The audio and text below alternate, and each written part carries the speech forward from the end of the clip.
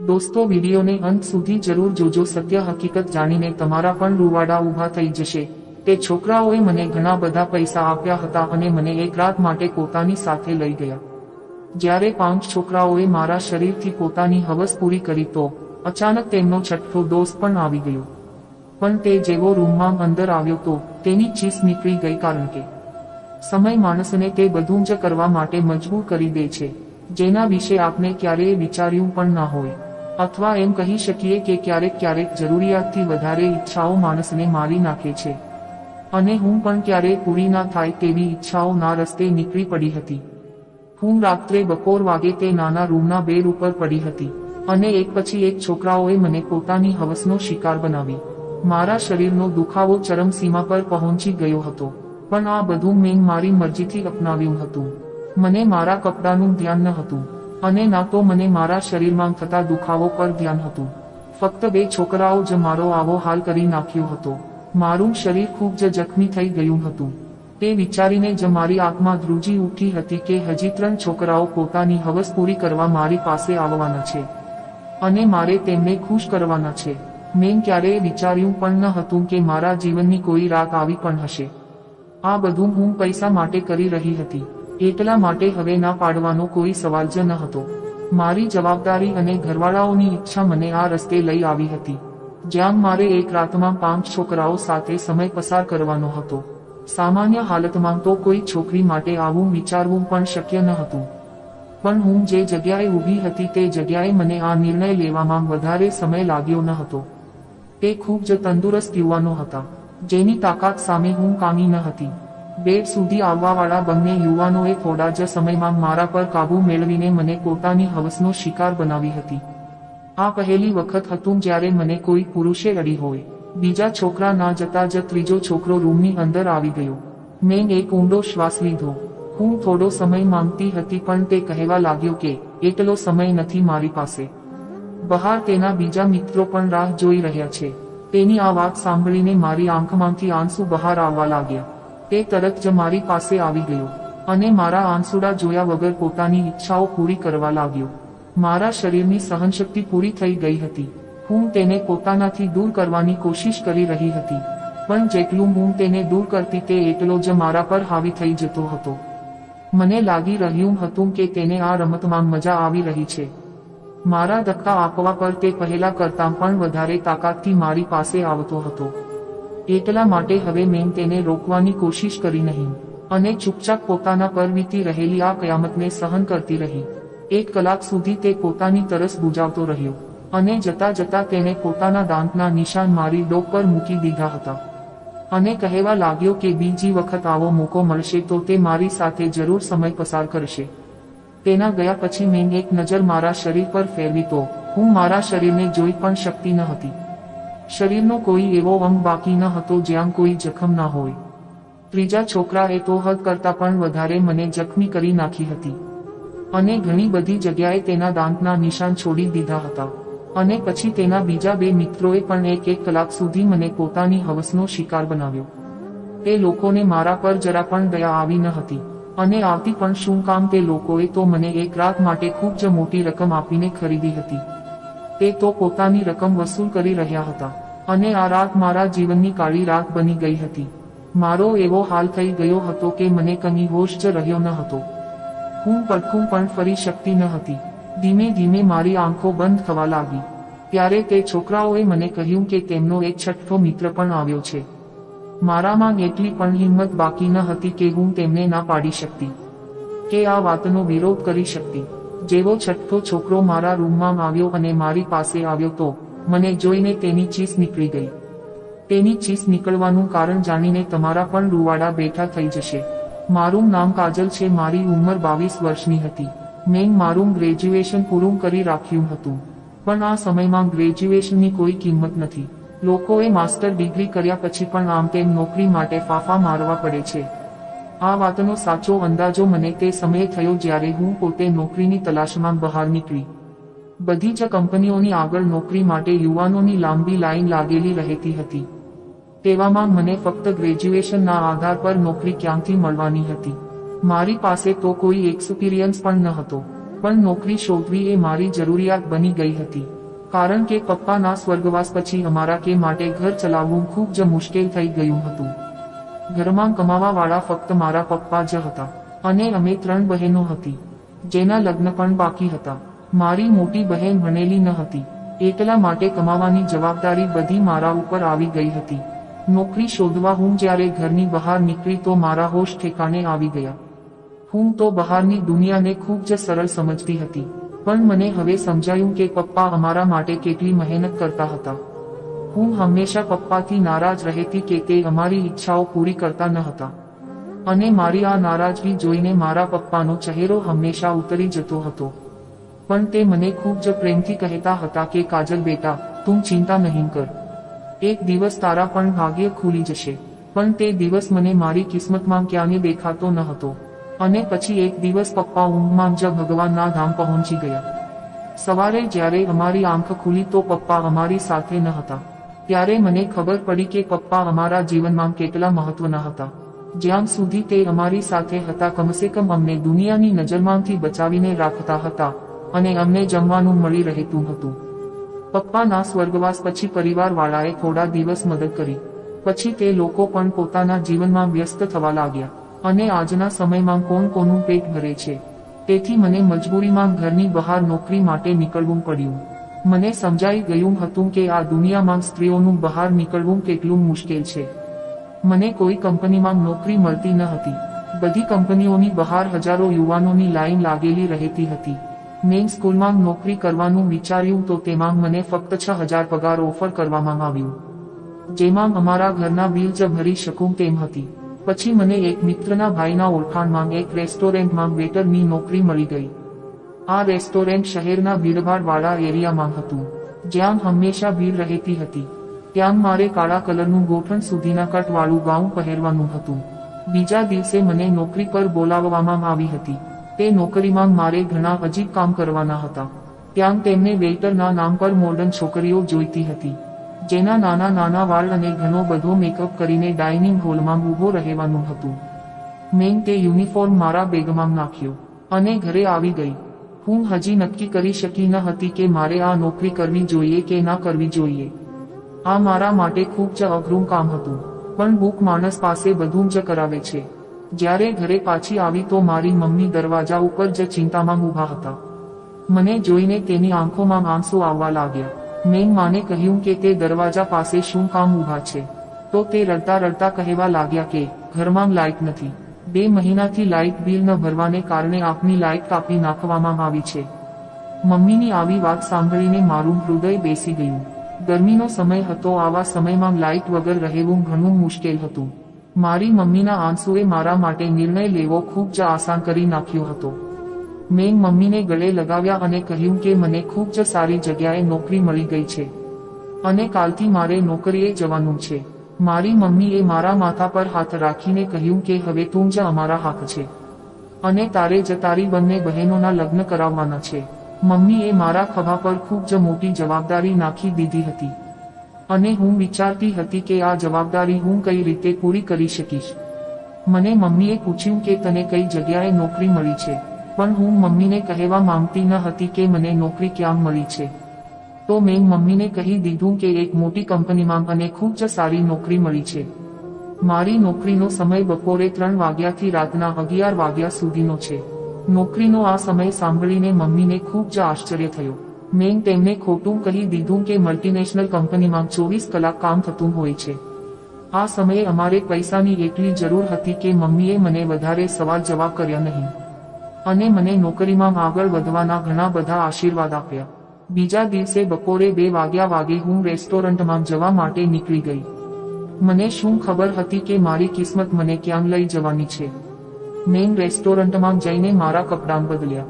મેનેજરે મને દરવાજા પાસે ઊભી રાખી દીધી અને કહ્યું કે આજે તારો નોકરીનો પહેલો દિવસ છે, તો રેસ્ટોરન્ટની અંદર આવતા જતા બધા લોકો સાથે તારે પ્રેમથી વેલકમ કરવાનું છે. અને મને ખીજાઈ ગયો કે શું આવા મોઢે આવી ગઈ છે, જા પહેલા થોડો મેકઅપ કરી લે.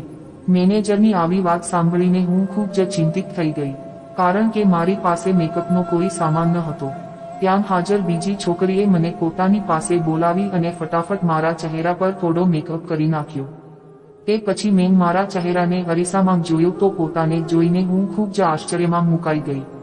મને ખબર હતી કે હું ખૂબ જ સુંદર છું અને મારો રંગ પણ ગોરો છે, પણ થોડાક મેકઅપે મને વધારે સુંદર કરી નાખી હતી. હું પોતાને અરીસામાં જોઈ રહી હતી ત્યારે તે બીજી છોકરીએ કહ્યું કે અહીંયા સુંદરતાને જોઈને જ કામ પર રાખવામાં આવે છે, નહીંતર કામ કરવા માટે તો ઘણા બધા મળી જાય છે. મને ખબર પડી ગઈ હતી કે આ નોકરી મને મારી ડિગ્રીના લીધે નહીં પણ મારી સુંદરતાના લીધે મળી હતી. નોકરીનો પહેલો દિવસ મારા માટે ખૂબ જ ભારી હતો. હું 3 વાગ્યાથી લઈને રાત્રે 11 વાગ્યા સુધી દરવાજા પર ઊભી હતી. ત્યાં આવનારા લોકોમાં સ્ત્રીઓ કરતાં પુરુષોની સંખ્યા વધારે હતી. રાત સુધી મારા પગમાં ઘણો દુખાવો થવા લાગ્યો હતો અને હજી મારે બસ પકડીને ઘરે પહોંચવાનું હતું. રાત્રે લગભગ 12 વાગે હું ઘરે પહોંચી તો મારા મમ્મી મારી રાહ જોઈ રહ્યા હતા. મેં મમ્મી સાથે બેસીને થોડું જમ્યું અને તરત જ બેડ પર જઈને સૂઈ ગઈ. મને પપ્પાની ખૂબ જ યાદ આવી રહી હતી, કારણ કે પપ્પા સૌથી વધારે મહારાજ નખરા સહન કરતા હતા. હું હંમેશા નાની નાની વાત પર તેમનાથી નારાજ થઈ જતી હતી, પણ પગના દુખાવાને કારણે મને ક્યારેય ઊંઘ આવી ગઈ ખબર જ પડી નહીં. બીજા દિવસે ફરીથી સવારે 2 વાગે હું ઘરેથી નીકળી ગઈ. આજે મને દરવાજા પાસે ઊભી રાખી નહીં. આજે મારે લોકોના જમવાના ઓર્ડર લેવાના હતા. આ કામ મને થોડું સરળ લાગ્યું હતું, પણ થોડી જ વારમાં મને ખબર પડી ગઈ કે આ કામ થોડું પણ સરળ ન હતું. હું જેની પાસે ઓર્ડર લેવા જતી તે લોકો મને ઉપરથી નીચે સુધી જોતા હતા અને એક અજીબ સ્માઇલ આપતા હતા. મારે પણ તેમની સાથે સ્માઇલ આપીને વાત કરવી પડતી અને ત્યાં આવતા લોકો જાણી જોઈને ઓર્ડર આપતી વખતે વાર લગાડતા હતા અને ઘણી વખત તો ઓર્ડર આપતી વખતે મારા ઘણા નજીક આવી જતા હતા. આ રેસ્ટોરન્ટ અમારા જેવા વેટરના લીધે જ ચાલતું હતું, કારણ કે ત્યાં વધારે પુરુષો જ આવતા હતા. દિવસો ફટાફટ પસાર થવા લાગ્યા. નોકરી કરતા મને 1 મહિનો થઈ ગયો હતો. છેલ્લા અઠવાડિયે મારી સાથે જે થયું તે ઘણું અજીબ હતું. પુરુષોનું મારી સામે અજીબ નજરથી જોવું અને ઓર્ડર દેવાના બહાને મારી નજીક આવવું અને ડબલ મીનિંગ શબ્દોમાં વાતો કરવું. પણ આ નોકરીની સૌથી સારી વાત એ હતી કે પગાર કરતાં વધારે મને તે મહિને ટીપ મળી હતી, જેના લીધે મેં લાઇટ બિલ ભરી દીધું હતું. ધીમે ધીમે હું આવા માહોલની ટેવ પાડી રહી હતી. 5 છોકરાઓ જે રોજ સાંજે રેસ્ટોરન્ટમાં આવતા અને સૌથી ખૂણાવાળા ટેબલ પર બેસી જતા હતા. તે ટેબલ મારા ભાગમાં હતું, તો મારે રોજ તેમનો ઓર્ડર લેવા જવું પડતું હતું. તે 5 છોકરા લગભગ 24 થી 25 વર્ષના યુવાન હતા, જે મને ખૂબ જ અલગ નજરથી જોતા હતા. આજે પણ જ્યારે હું તેમની પાસે ઓર્ડર લેવા ગઈ તો તેમાંથી એક મને પૂછવા લાગ્યો, તું અહીંયા મજબૂરીમાં નોકરી કરે છે ને? મેં હા માં જવાબ આપ્યો. તેણે તરત જ પોતાનું કાર્ડ કાઢ્યું અને મારી સામે મૂકી દીધું અને કહેવા લાગ્યો, તું ખૂબ જ શરીફ છોકરી લાગે છે. ક્યારે પણ મદદની જરૂર પડે તો એક વખત યાદ કરી લેજે. મેં કંઈ પણ વિચાર્યા વગર તે કાર્ડ લઈને મારી પાસે રાખી લીધું. તે હસવા લાગ્યા. તે પછી આવું રોજ જ થવા લાગ્યું. હું તેમની પાસે ઓર્ડર લેવા જતી તો તે મને કોઈને કોઈ સવાલ પૂછતા હતા. રોજ થતી મુલાકાતને કારણે અમે થોડા ફ્રેન્ડલી થઈ ગયા હતા. આ જ રીતે બીજો મહિનો પણ પસાર થઈ ગયો. પછી એક દિવસ મારી મમ્મીએ મને કહ્યું કે તારી મોટી બહેન માટે એક માંગુ આવ્યું છે. તે લોકો જલ્દી લગ્ન કરવા માંગે છે. મમ્મીની આ વાત સાંભળીને હું ખૂબ જ ચિંતામાં પડી ગઈ, કારણ કે હજી તો મેં ઘરનો ખર્ચો જ મારા ખભા પર ઉઠાવ્યો હતો. લગ્નની જવાબદારી તો હું વિચારી પણ શકતી ન હતી. તો મમ્મી મને કહેવા લાગી કે તું તારી કંપનીમાંથી લોન લઈ લે. આટલી મોટી કંપની છે, જો લાખ રૂપિયાની પણ લોન મળી ગઈ તો તારી બહેનના લગ્ન થઈ જશે. મારી બહેનની ઉંમર 26 વર્ષની થઈ ગઈ હતી અને મમ્મી તેને લઈને ઘણી ચિંતા કરતા હતા. હવે હું મમ્મીને શું કહેતી કે હું એક સાધારણ રેસ્ટોરન્ટમાં નોકરી કરું છું, તો લાખ રૂપિયા મને ક્યાંથી મળવાના હતા? મેં મમ્મીની વાતનો કોઈ જવાબ આપ્યો નહીં, પણ મમ્મીની આંખોમાં મને આશાની કિરણો ચોખ્ખી દેખાઈ રહી હતી. મમ્મીને વિશ્વાસ હતો કે મને કંપનીમાંથી લોન મળી જશે અને હું વિચારતી હતી કે મેં જે ખોટું કહ્યું તેને મને ક્યાંક ફસાવી દીધી. બીજા દિવસે હું રેસ્ટોરન્ટમાં ગઈ ત્યારે હું ખૂબ જ ચિંતામાં હતી અને મારી સાથે કામ કરતી છોકરીએ આ વાત નોટિસ કરી લીધી હતી. તે મને કહેવા લાગી, શું વાત છે કાજલ, આજે ખૂબ જ ચિંતામાં લાગે છે. મેં તેને કહ્યું કે મારી મોટી બહેનના લગ્ન કરવાના છે અને મારી પાસે થોડા પણ પૈસા નથી. મારી વાત સાંભળીને તે કહેવા લાગી કે તો આટલો ખર્ચો કરવાની શું જરૂર છે, સાદાઈથી પણ લગ્ન થઈ શકે છે। તેની વાત સાંભળીને હું વિચારમાં પડી ગઈ, કારણ કે તે કદાચ સાચું કહી રહી હતી। ઘરે આવીને મેં મમ્મીને બહેનના લગ્ન સાદાઈથી કરવાનું કહ્યું તો તે કહેવા લાગી કે છોકરાવાળાને આપના ઘરની પરિસ્થિતિ વિશે ખબર નથી અને તે લોકોએ દહેજના નામ પર એક લાંબો લિસ્ટ આપી દીધું છે। જો મેં તારી બહેનને ખાલી હાથે ત્યાં મોકલી તો તે આખી જિંદગી તારી બહેનને સંભળાવ્યા કરશે। મમ્મીની વાત સાંભળીને મને ખૂબ જ ગુસ્સો આવી ગયો। મેં તેને કહી દીધું કે તો બહેનના લગ્ન તેવા ઘરમાં કરવાની શું જરૂર છે।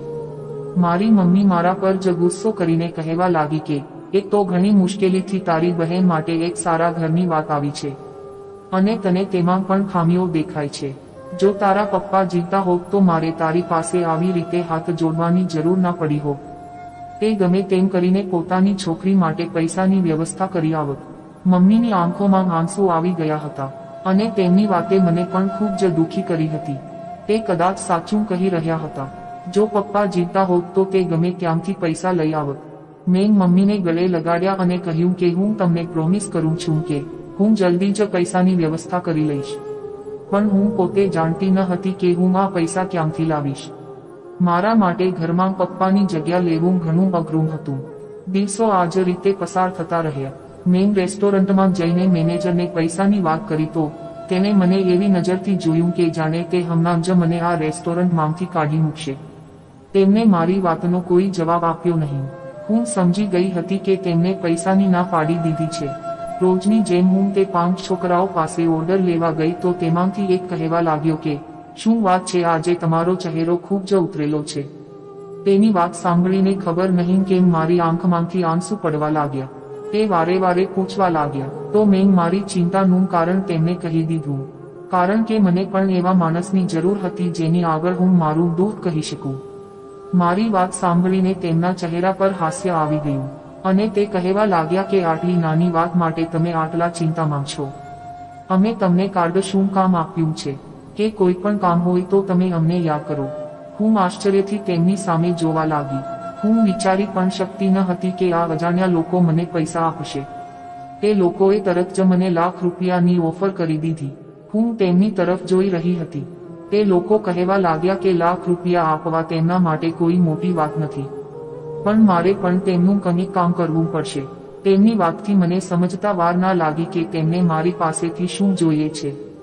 હું તરત જ ડરી ગઈ અને મેં મારા પગ પાછળ કરતાં કહ્યું કે હું ખૂબ જ સંસ્કારી પરિવારમાંથી આવું છું અને હું કોઈ ખોટું કામ નહીં કરી શકું। તેમણે તરત જ કહ્યું કે અમે તો તમને ઓફર આપી છે, સ્વીકારવી કે નહીં તે તમારી ઈચ્છાનો વિષય છે, પણ આજના સમયમાં તમને કોઈ લાખ રૂપિયા નહીં આપે, ભલે તે તમારો ગમે તેટલો નજીકનો સંબંધી કેમ ના હોય।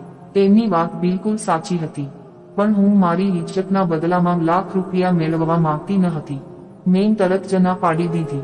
હું મારી હાલતથી ખૂબ જ થાકી ગઈ હતી અને જ્યારે હું ઘરે પહોંચી તો મારી મમ્મી અને મારી બહેન મારી રાહ જોઈ રહ્યા હતા। મમ્મીએ મને કહ્યું કે બહેનના સાસરાવાળા 1 મહિના પછી જ લગ્નની વાત કરી રહ્યા છે અને તે તારી મોટી બહેન સાથે નાની બહેનને પણ તેના નાના દેવર સાથે લગ્ન કરાવવા માંગે છે અને આ જ રીતે એક જ ખર્ચમાં બંને બહેનોના લગ્ન પણ થઈ જશે। નાનીના લગ્નની વાત સાંભળીને મને ખૂબ જ ખુશી થઈ હતી, પણ 1 મહિનાનો સમય સાંભળીને મારો તો જીવ જ નીકળી ગયો હતો, કારણ કે મારાથી હજી સુધી પૈસાની કોઈ વ્યવસ્થા થઈ ન હતી અને મમ્મીને મારી પાસેથી ઘણી આશાઓ હતી। મેં એક વખત મારી બહેન સામે જોયું તો તેની આંખો ખુશીને કારણે ધમકી રહી હતી। હું પણ મારી બહેનના સાસરાવાળાને મળી હતી। તે લોકો ઘણા સારા હતા, પણ આજના સમયમાં સાદાઈથી અને વગર દહેજે કોણ લગ્ન કરે છે, તે પણ આ જ સમાજમાં રહેતા હતા। હું મારી બહેનની આંખમાં દેખાઈ રહેલી ખુશી હંમેશા માટે જોવા માંગતી હતી। મેં મમ્મીને કહ્યું કે તમે પૈસાની ચિંતા ન કરો અને લગ્ન નક્કી કરી દો। મારી આ વાત સાંભળીને ઘરમાં ખુશીનો માહોલ છવાઈ ગયો, પણ તે લોકોને ક્યાં ખબર હતી કે આ ખુશી માટે મારે મારી આબરૂ બીજાને આપવાની હતી। બીજા દિવસે જઈને મેં તે 5 છોકરાઓ સાથે રાત વિતાવવા માટે હા પાડી દીધી। તે લોકો હસવા લાગ્યા અને કહેવા લાગ્યા અમને ખબર હતી કે તમે જરૂર માની જશો। મેં મમ્મીને કહ્યું કે વર્ષનો અંતે ઓફિસમાં ઘણું વધારે કામ હોય છે અને તેના લીધે મારે રાત્રે ઓફિસમાં જ રોકાવું પડશે અને કંપનીએ મારી લોન પણ મંજૂર કરી લીધી છે. એટલા માટે હું તેમની વાત માનવા માટે મજબૂર છું. લોન પાસ થવાની વાત સાંભળતા જ મમ્મી ખૂબ જ ખુશ થઈ ગયા અને મને રાત રોકાવા માટે રજા પણ આપી દીધી. રાત્રે 11 વાગે રેસ્ટોરન્ટમાંથી છૂટ્યા પછી હું તે 5 છોકરાઓ સાથે જતી રહી.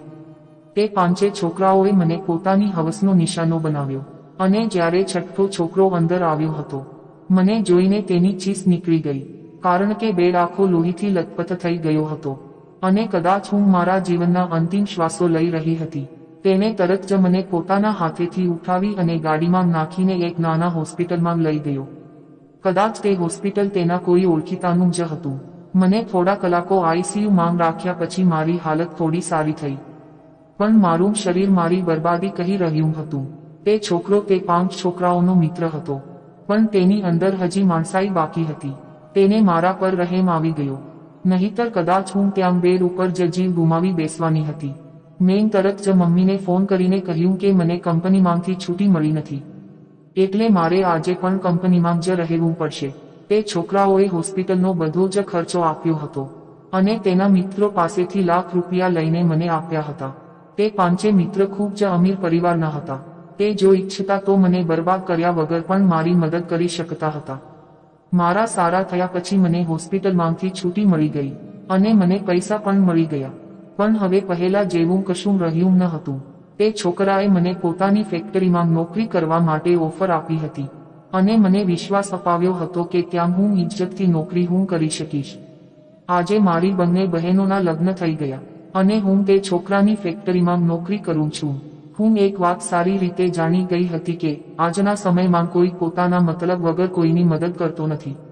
હંમેશા નોકરી કરવા વાળી છોકરીઓને ઇજ્જતની નજરથી જોવું જોઈએ, કારણ કે તે ખૂબ જ મજબૂરીમાં પોતાના ઘરેથી નીકળતી હોય છે. ભલે તે ગમે તેવા કપડાં પહેરીને રેસ્ટોરન્ટના દરવાજે